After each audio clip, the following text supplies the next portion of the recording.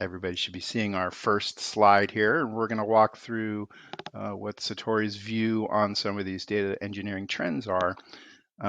We actually had quite a bit of thought around this in the last few weeks, trying to see what had come in the last 12 months or so and what's coming up. The first thing I thought I'd quickly do is introduce Satori, the product and the platform.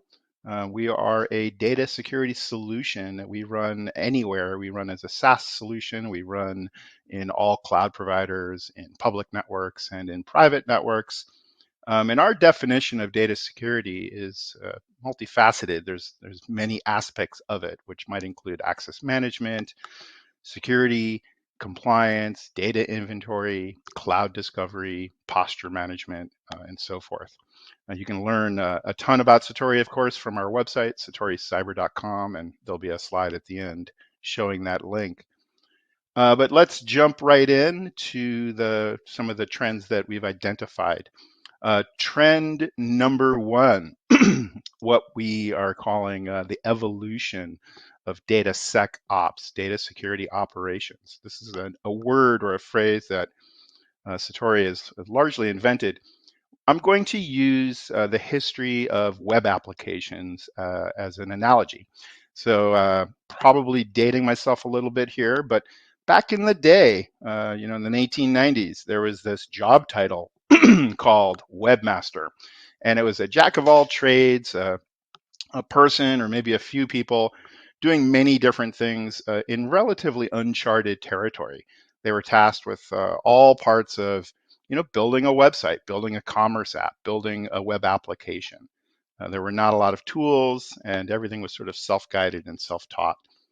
As the years went on, that concept was stratified. So the phrase webmaster went away, and now you had different roles, different people, different humans handling different aspects of building a web application. A DBA, a web app person, a UX person, a content person, and then you started to see software tools get built up around that ideation, and as a result, after about 15, 20 years, we now have job titles like full stack engineer and other titles. But it actually circled back to the smaller team mentality. The tools caught up.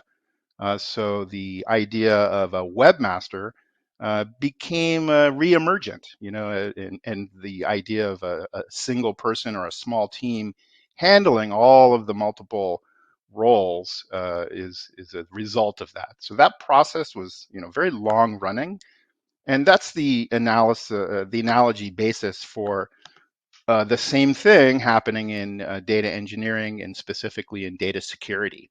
So again, about 20 plus years ago, you had a pretty vague role out there called data wrangler, a single person that was tasked with all things data, and security was a pretty strong part of that, but there weren't really a lot of tools out there. Same kind of premise, and uncharted territory, self-guided, self-taught. And as the years went on, that again was, there was a stratification of roles. Now you had a DBA handling the database. You had a compliance person handling the data in the database, a security team or a DevOps team or an InfoSec team getting their print on the solution. And tooling came up around that. And after a period of time, and this is the trend that we've been seeing here at Satori for a while, and we're continuing to see it, you now have data security operations or SecOps or DataSecOps as a kind of formal reemergence of what used to just be this very vague data wrangler role. And again, that tooling has been a really strong part of that. Across the industry, data security tools have emerged as kind of not a nice to have afterthought, but a core foundational requirement to presenting information to the audience. So the data engineering part of the process has a really strong security aspect to it. On the screen here, you're seeing a few different screenshots from the Satori platform, built-in observability and dashboarding, built-in data inventory, and built-in commodification of data security. The idea that a data product can be secured and presented to your audience. We have a couple of case studies in this presentation. This first one is a customer of Satori's via very large and exciting transportation solution SaaS platform. Their use case around DataSecOps was largely driven by a lack of ability on their part to identify where sensitive PII lived across multiple, in their case, Snowflake instances, having no ability to see and observe and have auditing across usage, access controls, and all of that operating as a SaaS product in continuous discovery mode, and kind of a runtime solution that allowed them to always be proactive around the data engineering aspect as well as data security. Do see some questions coming in, and we will field those in a moment. The next trend that we see is pretty important or really intrinsic to data engineering is, I guess I would categorize this as sort of an obvious trend that's been happening for a while, but it's really escalating. This idea that big orgs out there operate in a multi-cloud data mesh scenario, right? There's no monolith, there's no one place for all of your data concept. It's really just not realistic. So the problem statement is that data is across different cloud providers and regions. There's regulatory aspects to that and compliance aspects to that. So, you know, a region like Canada versus Singapore versus the EU and so forth.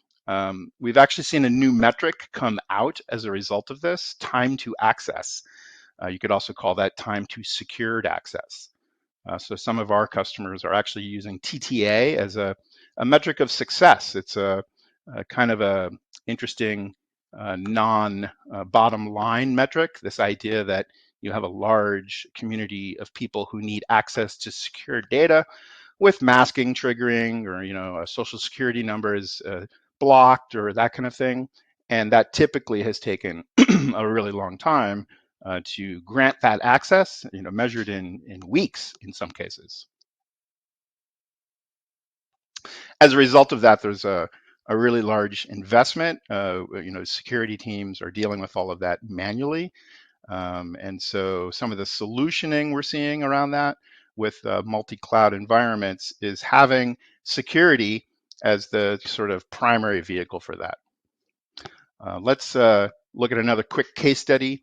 Wealthsimple, excellent use case of multiple cloud areas, Redshift, as well as other tooling, and also some Snowflake usage, and multiple client tools, BI, analytics, even applications. So that's a really good example of dealing with disparate regions, you know, in some cases, California versus EU, or Canada versus EU, and so forth.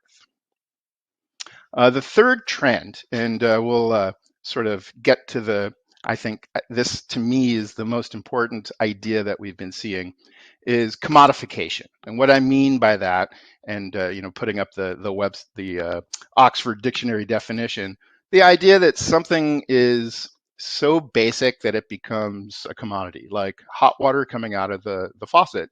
You don't really need to know at this point, after, you know, 100 plus years of hot water plumbing, you don't need to know where it came from or how it works. You just turn the faucet on and there's your hot water and so forth. It's a magical thing that we all take for granted. The idea here with data security from the data engineering lens is that this is not a problem that really should be solved manually or by humans or really with any kind of pair of eyeballs. Security assignments is an incredibly boring task. It's not a human task. And so Satori and, you know, many other solutions in the space are commodifying this idea of data security as a solution layer. Same thing with inventory management. Finding sensitive data in massive amounts of data warehouses should not be a manual or human task. It should be fully automated and just operate, you know, with a commodity quality to it. It's a couple of couple more screenshots here. Satori is a leader in this space, whether it's access management that's automatic, whether it's permissions and workflows that are automatic. You're seeing a workflow process on the screen here. One last use case, and then we'll start to wrap it up and maybe take some of the questions. I'm not sure if I do that now or later. Innovator, another great use case for Satori, ton of healthcare data, one of the strictest spaces really with dealing with sensitive data from a data engineering and prep point of view. To present that time to access metric that we mentioned earlier required a lot of manual effort on their part. And using automation tools, they have been able to have finally like a universal layer across disparate data, right? So this idea of single-handedly securing Redshift, Snowflake, Azure SQL, Postgres databases that might be used by some other team, all from within one layer and solution, also integrating with Active Directory single sign-on to determine which user in which group is allowed to see which data resources. It's a really big deal. So in conclusion, and then I'll open it up to some of these questions. Here's sort of our view from a trend point of view, bad versus good. What are the bad qualities of data security to avoid, and what are the good qualities? Really, if something's taking too long to get set up, whether it's access management or data inventory discovery, that's a red flag. When data is siloed in multiple clouds and you have a duplicative process, you're handling security more than one time, that's basically a red flag. And these are exactly the kinds of problems that Satori sets out to solve. So I guess I would like to field the couple of quick questions that came in. Let me quick. Ty, we typically take those at the end. Great. Although Yeah, no it's problem. Yeah, so let's just we'll wait until the end on those, but they are great questions, and I'll make sure you get to weigh in on them as well as Perfect. Thanks so others. much. Was there anything else you wanted to wrap up with? Yeah, no, that's these are a couple of the trends we've identified. For any further information, of course, here's our contact email as well as our web link, and looking forward to talking to any folks out there about these subjects and trends that we think are going to be pretty important in 2024. Absolutely. Thanks so much. Really appreciate it.